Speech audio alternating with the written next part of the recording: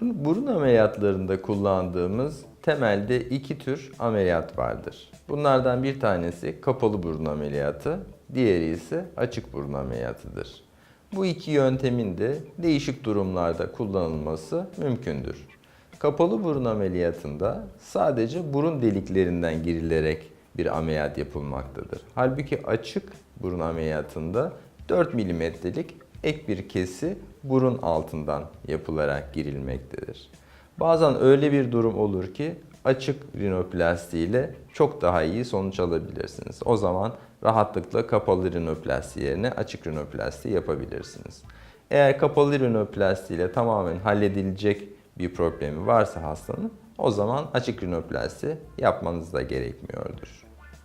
Kapalı ve açık burun ameliyatlarının artık cerrahın tercihine kaldığını söylemekte yarar var. Dünyada bunların hangisinin daha iyi olduğu ile ilgili tartışma artık bitmiştir.